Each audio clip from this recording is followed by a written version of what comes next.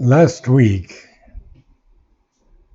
in Book 1, Canto 1, Page 1, what did we see? Well, we saw this darkness before creation. And this darkness did not want any light. It was a darkness so vast that it refused the light. So we saw that Earth was like a shadow just spinning through this emptiness. And it forgot what her spirit and her fate was. But then something stirs in the darkness. It's a nameless movement, has no name at all. It's even an unthought idea. But it does stir. And now we have to go to page 2, in which we see that something is insistent, dissatisfied, without an aim, something that wished but knew not how to be. So there is something here, and we're going to find out more about what it is. Teased the inconscient to wake ignorance. And Sri Aurobindo tells us in his letters on yoga that the inconscient itself is only an involved state of consciousness, like the Tao or Shunya, though in a different way. It contains everything suppressed in it, so that under a pressure from above or from within, all can evolve out of it.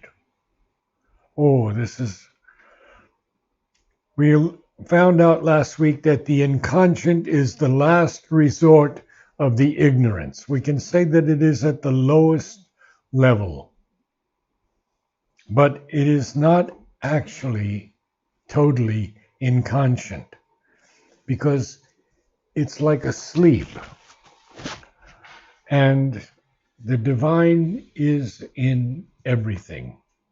So how can he not be in the inconscient?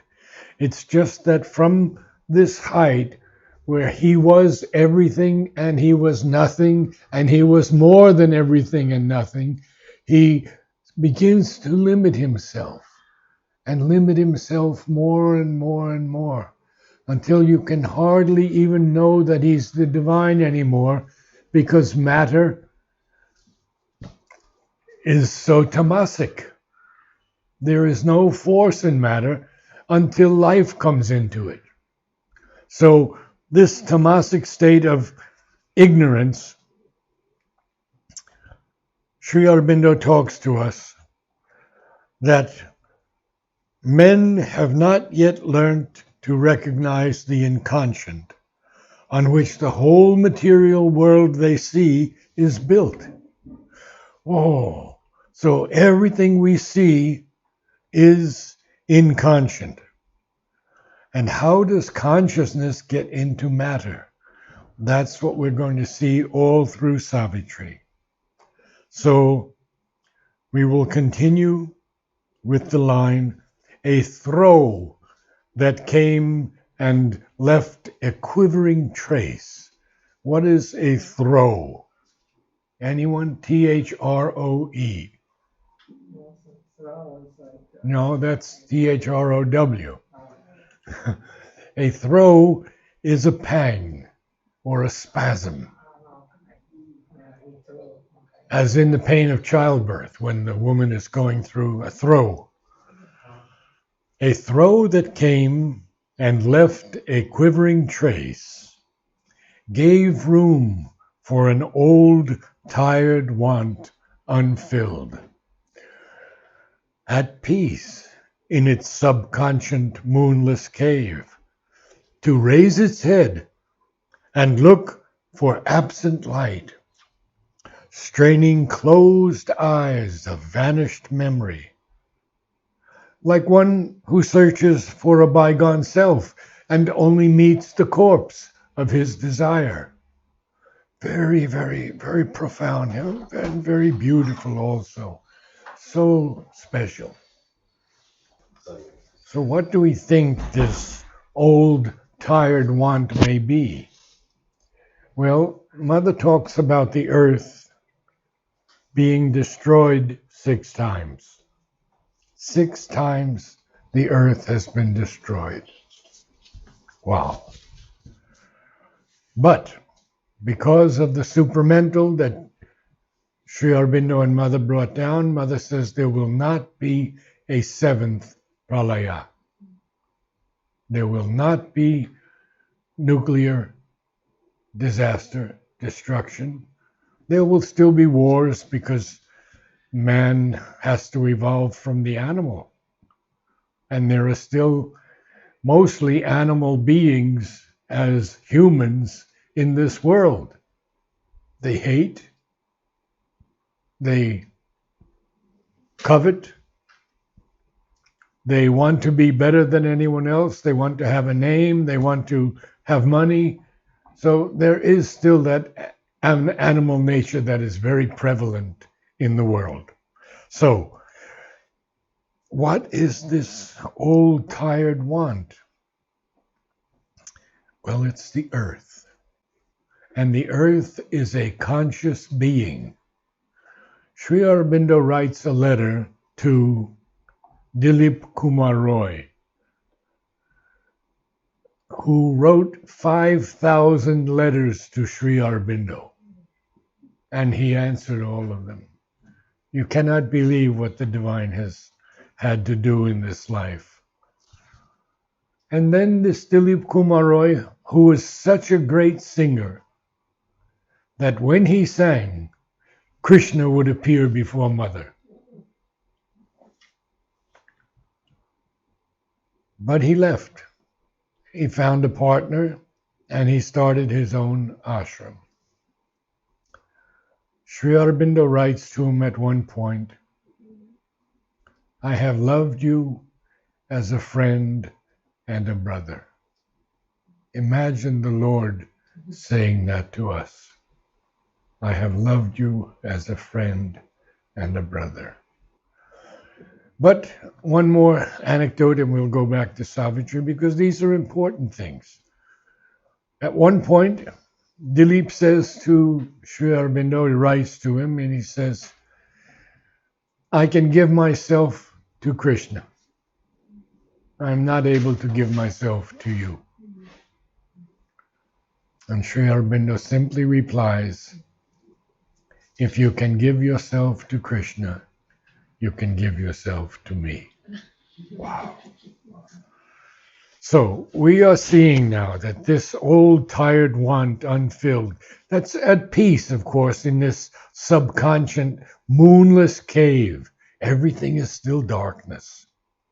It raises its head and it looks for absent light. It strains closed eyes of a vanished memory. And then Sri Aurobindo gives us this beautiful symbol, like one who searches for a bygone self, a lost self, and only meets the corpse of his desire. Because when we look back on the past, we don't see that person, we don't experience that marvel of beauty and everything, but it's in our mind now, and it has a place in our mind, no doubt. But usually it's just the corpse of our desire, a kind of looking back at a dead past. It was as though, even in this naught's profound. Now, interesting thing here about naught. Sri Aurobindo usually uses N-A-U-G-H-T. And here we see for the first time N-O-U-G-H-T. They're the same, just a different spelling. Now, it was, and we see so often how Sri Aurobindo leads us so carefully. He will say, as if. about something. And here he says, it was as though.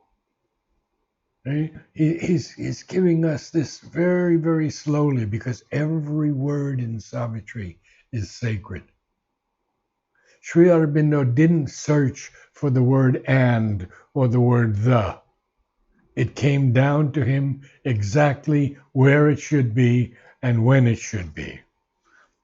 Even in this ultimate dissolution's core, at the center of this dissolution, this core of dissolution, what was there? There lurked an unremembering entity, survivor of a slain and buried past. Now we're seeing here how Mother's talking about these previous incarnations and creations of the earth.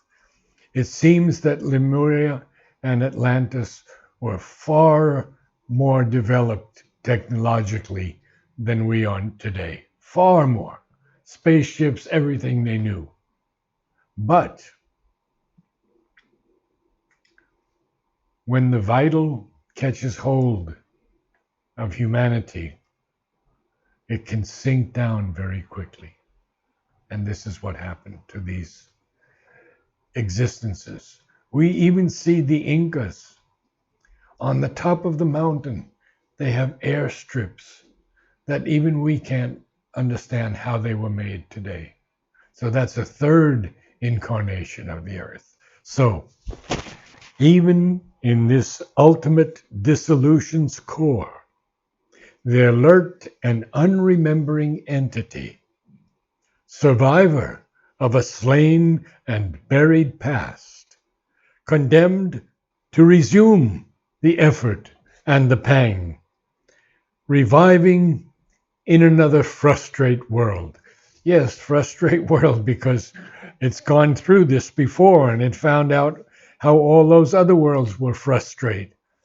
But what is it? Now, this is so important. An unshaped consciousness desired light. It's not shaped yet. It's not formulated consciousness. It's just some kind of vague, unshaped consciousness, but it wants the light. Now, and a blank prescience yearned towards distant change. So remember, everything is all black right now. There's a zero occupying the world. There's nothing at all.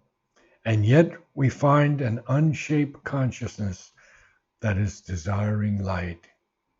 And a blank prescience. What is a prescience? Can someone tell me? Prescience? Foreknowledge, something like that. Foreknowledge. Foreknowledge. Correct. It's foreknowledge. This prescience yearned towards distant change.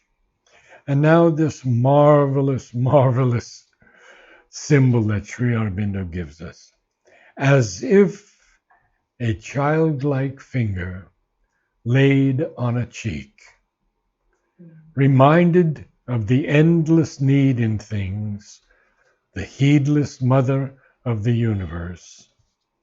An infant longing clutched the somber vast. I don't know why people have such a hard time understanding this. It's so easy.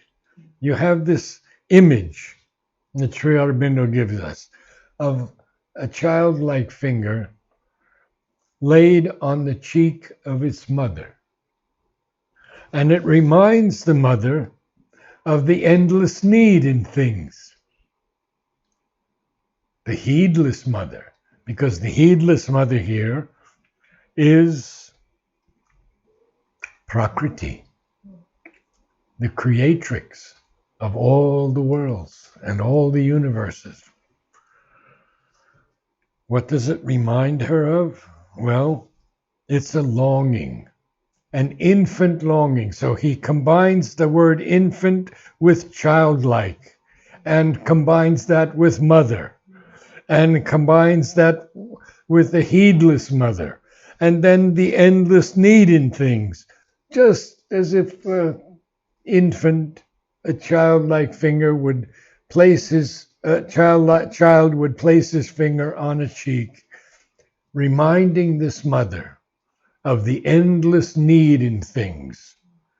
And she's a heedless mother of the universe. She's not conscious yet. An infant longing clutched the somber vast. Wow, clutched. Again, the child idea, clutching the mother. Huh? And it's an infant longing. It's not a grown-up longing. It's not a mature longing. It's an infant longing that clutches the somber. Oh, somber vast, dark. Now he has a full stop. And the word vast is capitalized also. So remember we talked last week about the importance of capitalization in Savitri. Because when Sri Aurobindo capitalizes something, he is telling us that this is the ultimate of a word. We can have many sub-definitions of a word, but when he tells us capital vast, it's this vast. It's not something that's just vast and spread out. No. It is a vast that is beyond speech. What happens? Insensibly. Insensible is unaware or unconscious, not even endowed with feeling or sensation, like matter, which is inanimate.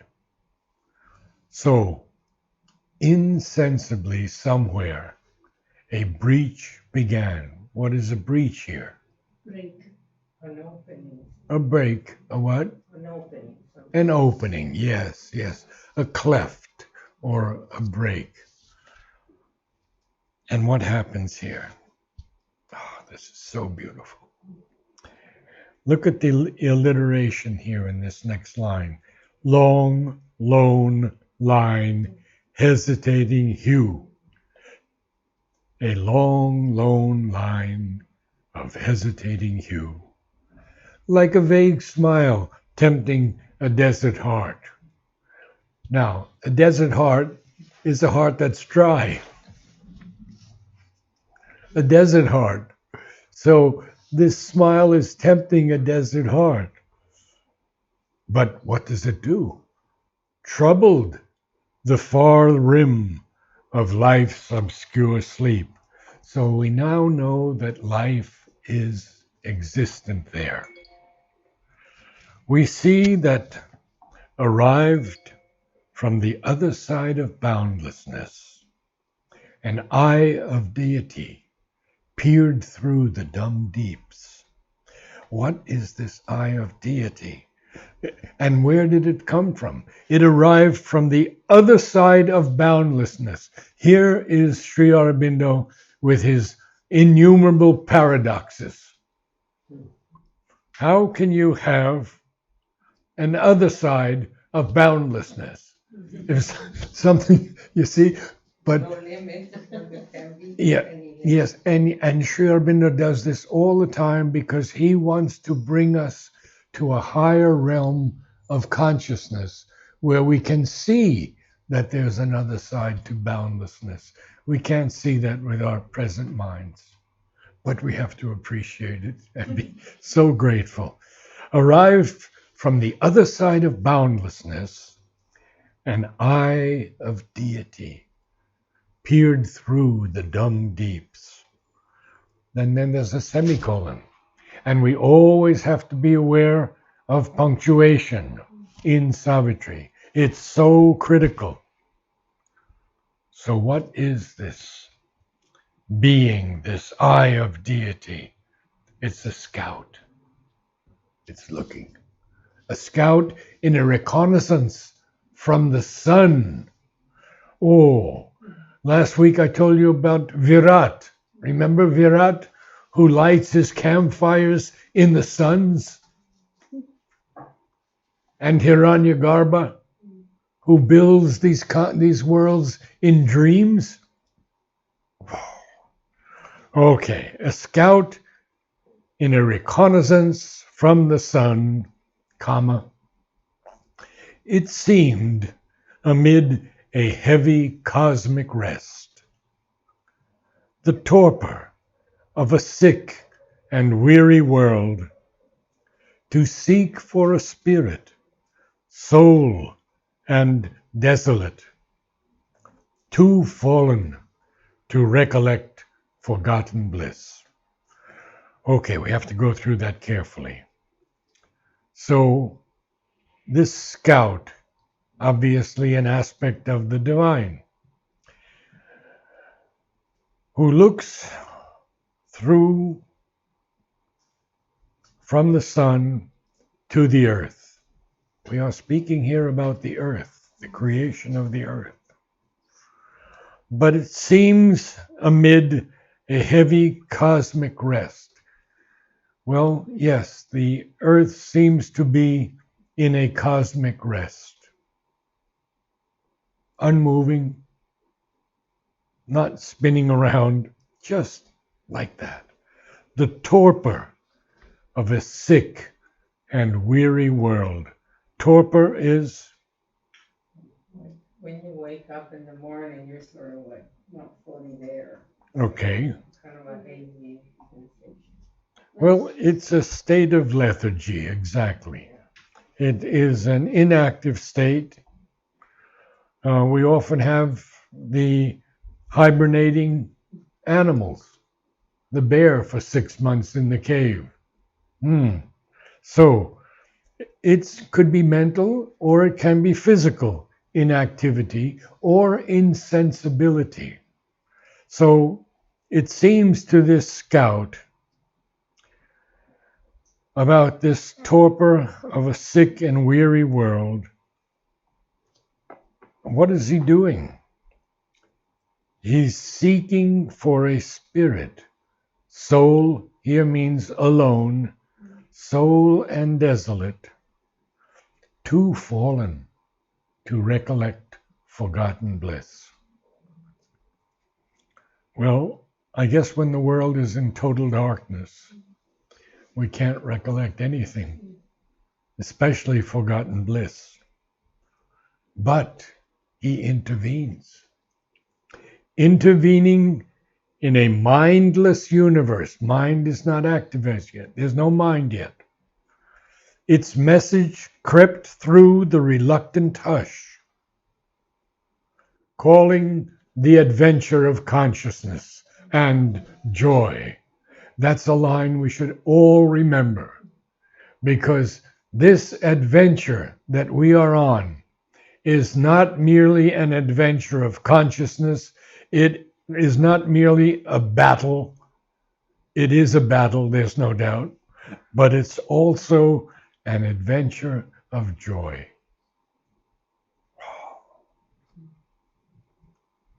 Well, I got through a page today in 25 minutes. That's a record. Okay. Now we're going to go to page 3. Wow. And conquering nature's disillusioned breast, compelled renewed consent to see and feel. Whoa. So he has that power to conquer this disillusioned breast of nature and compel her renewed consent to see and feel. So we are seeing now in this darkness, in this vast blackness, that a scout comes down from the suns, looking around, seeing if there's any life. There's no life yet. No, there's no mind yet. But there's nature, because nature is the creatrix. And what we cannot understand in the West, especially in religion, is that nature at every moment is destroying and creating simultaneously. And so the divine also is creating and destroying at every moment. The divine uses Prakriti as his creatrix, but he stands behind everything, supporting everything, even giving his sanction to everything. But it's nature who is still unconscious totally. Nature only becomes conscious when Mother tells us in the early 1970s that she met with nature. And she said to nature, I would like you to work with me. And nature said, not interested, Mother. I'm paraphrasing. But why is she not interested? Well, she says, I can take 1,000,000 years to create this new thing, and I'm enjoying every moment of it. Why should I work with you to advance this thing? And Mother says, if you work with me, you will become so much more beautiful and so much more powerful. And nature agrees. The first time nature ever agreed. Physical nature. So we are seeing now on this earth so much beauty that has never been here before. We are seeing flowers that we never would have imagined they could exist. My first wife was born in Mississippi, the home of bigotry and, well, I won't say more. But her father said to me one day about segregation, have you ever seen a blackbird and a redbird cross? My God, that was such a blow to me to hear that. Sri Aurobindo tells us just the opposite. He says now the merging of different races is very, very important for the future of humanity. So back to Savitri. So nature has compelled renewed consent. Renewed. So it was there at one time, and now it's again renewed. But to what? To see and feel. Now, the next lines are very important. A thought was sown in the unsounded void. Was sown, sounded, alliteration. Always we can find these beautiful symbols, alliteration, and the mantric iambic pentameter. So what is an iamb? It's a beat. It's a beat in poetry. And it is short, long. Short, long. A thought was sown in the unsounded void. Da-da, da-da, da-da. Short, long. Iambic and pentameter, 5 beats in a measure. All the great epics have been written in iambic pentameter. It's the most powerful meter in all of poetry. Why? Rhythmic purpose? For rhythmic purpose? Rhythmic purpose? For rhythmic purpose? Yes, absolutely correct. It's the best rhythm of all. It also carries something deeper. Sri Aurobindo talks about it in the Future Poetry, and he says it is able to hold the overhead force. He has a long, long passage on overhead poetry. Difficult passage, but very beautiful. There's a new book out now, part of the set, I believe, that they issued independently. Letters on poetry and art. Oh, wonderful, wonderful compilation. So, what is happening now? A thought was sown in the unsounded void. Capital V, void.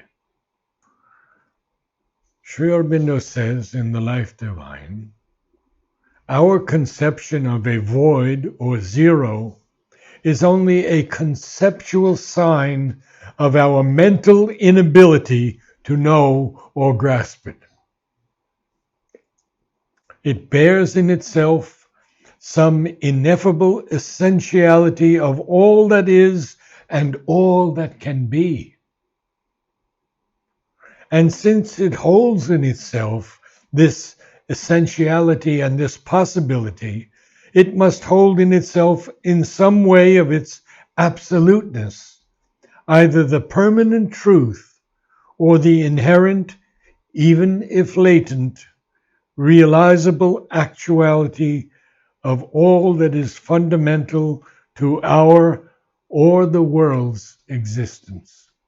I know that's a bit complex, but what he is saying here is so important, that this void is not an emptiness at all. It is filled with something that we can't comprehend as yet. One day we will. The void is the condition of the self, free, wide, and silent. It seems void to the mind, but in reality it is simply a state of pure existence and consciousness, sat and chit with shanti. Wow. That's from his letters on yoga. A sense was born within the darkness depths. Comma, you would think it should be a full stop. Not at all. A memory quivered in the heart of time. And if I read things to you on time, we would go for the next half hour. So we'll pick up time another day. But let's say one little line in the Life Divine. Time is a manifestation of the eternal. It's a line in Savitri. Timeless, in the timeless, in time ever born. Wow. So, what is happening here? Well, a sense was born within the darkness depths. A memory quivered in the heart of time, as if a soul long dead were moved to live. And then we have the negativity coming back in. But the oblivion that succeeds the fall from above, the attempt to bring light into the darkness, this oblivion is a total forgetfulness, or something totally disregarded or forgotten, had blotted the crowded tablets of the past. Interesting line, because you remember in Christianity that I guess it was Moses who brought down the tablets from the mountain. And there were 10 commandments. Very good. So now we see that this oblivion that comes after the fall. So the fall came, this fall came down, but the oblivion blotted all these crowded tablets of the past, and all that was destroyed must be rebuilt. Wow. And old experience labored out once more. See? Yeah. Now, I don't know if I told you last week, but the ancient Vedic rishis said it would take 1 lakh of lives to become a human. So in Savitri, there's the line, and in the worm foresees the coming God. So the worm has to evolve through stages. And in India, you have the 10 avatars. Can you tell me them, please?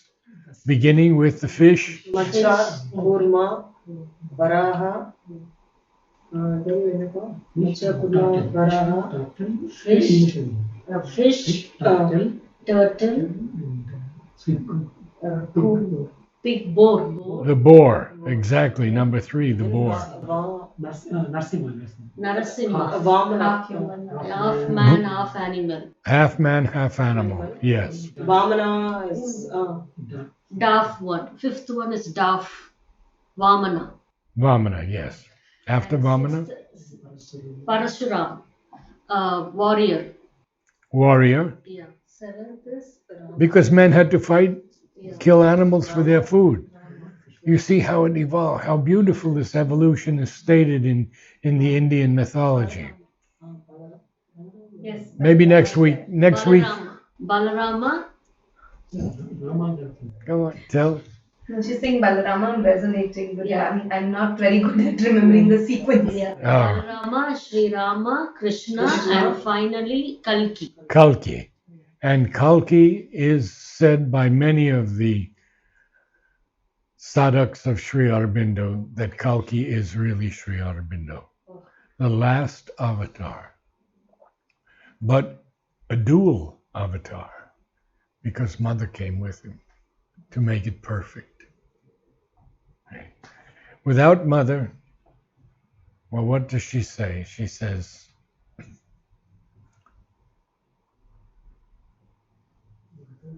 without him, I exist not. Without me, he is unmanifest.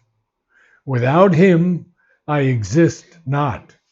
The Divine Mother would not exist without the avatar. Without me, he is unmanifest. He would stay in that world of transcendence and not come down. So we're going to go for a few more minutes, okay. But the oblivion that succeeds the fall had blotted the crowded tablets of the past, and all that was destroyed must be rebuilt, and old experience labored out once more.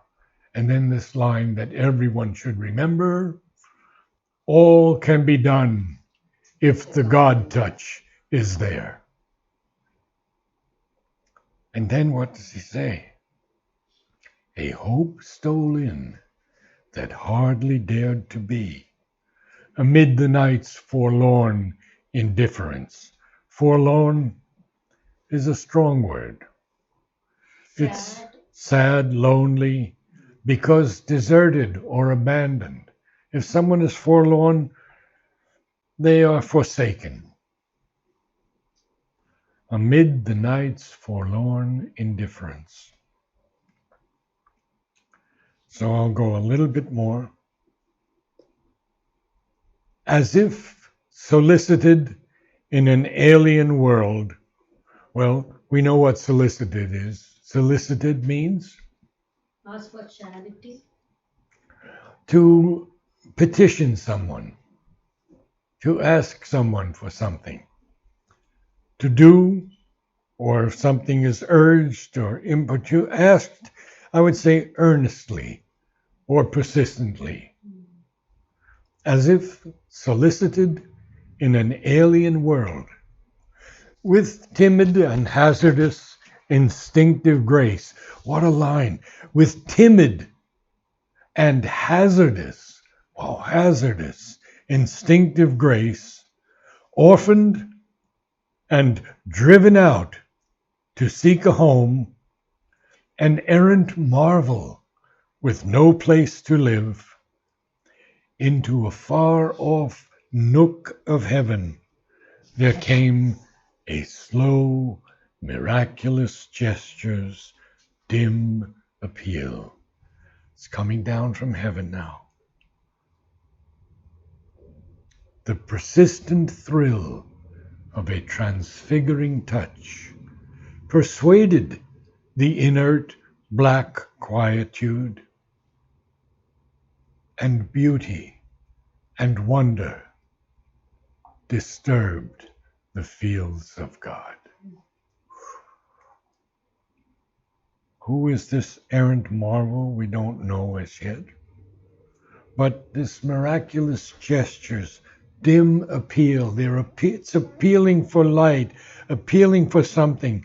And then there's a persistent thrill of a transfiguring touch that persuades this inert black quietude. And persuading it, what happens?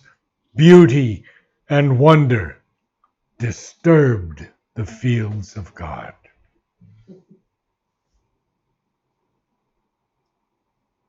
So, I will, yes. Can you brief more on this beauty and wonder disturb the fields of God? Yes. Mother speaks to us so profoundly about beauty. She says, let beauty be in everything, all of your thoughts, all of your actions, and let nothing come out of your hands that is not touched with pure beauty. See the artist in us, the musician in us, the painter in us, the architect in us, the writer in us, the poet in us. All beauty. That's what we have to aspire for. So I'm going to now read, where are we here? Okay.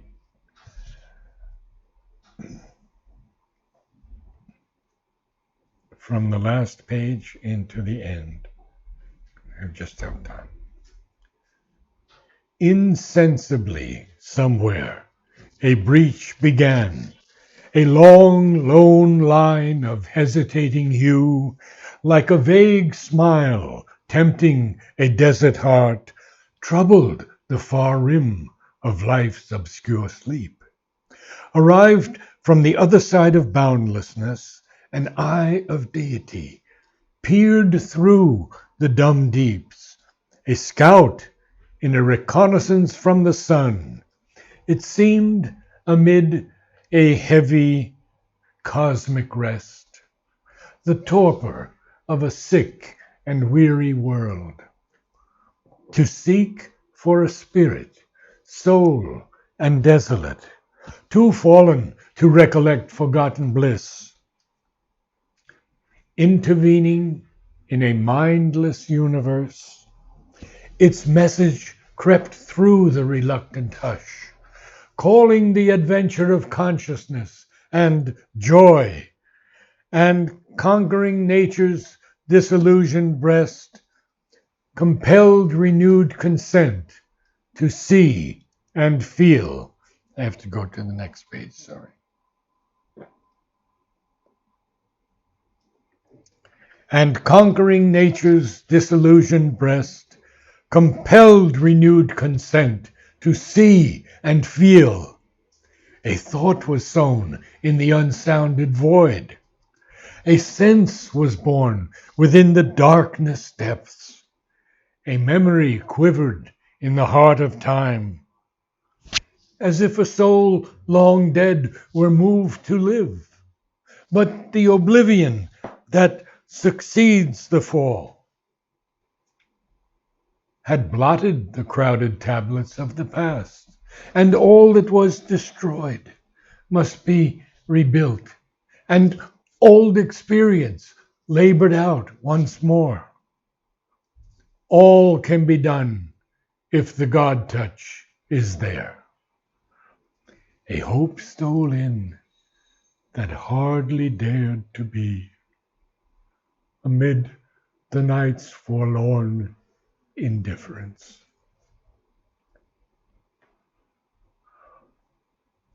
As if solicited in an alien world, with timid and hazardous instinctive grace, orphaned and driven out to seek a home, an errant marvel with no place to live, into a far-off nook of heaven there came a slow, miraculous gesture's dim appeal.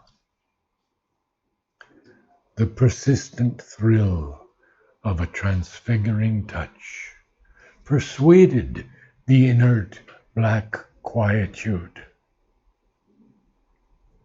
and beauty and wonder disturbed the fields of God. Namaste, all.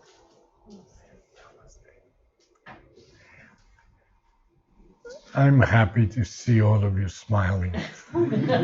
Savitri is so filled with beauty and wonder.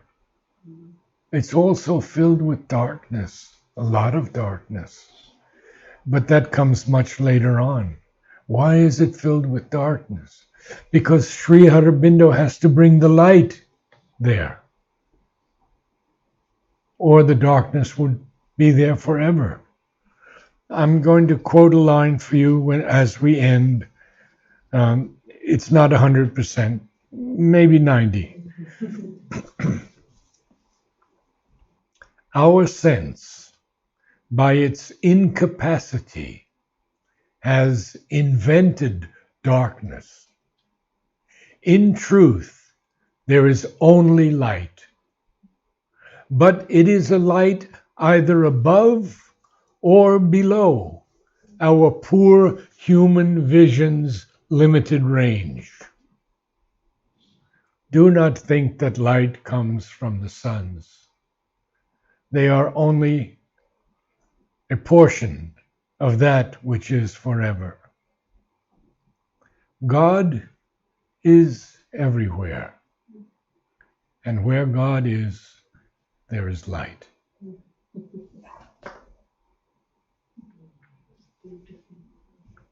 Never look at the darkness. Never. Always look towards the light. Yes, it will be a battle. We have so many things to battle even within ourselves. Our own natures are a battlefield. But we must always look towards light.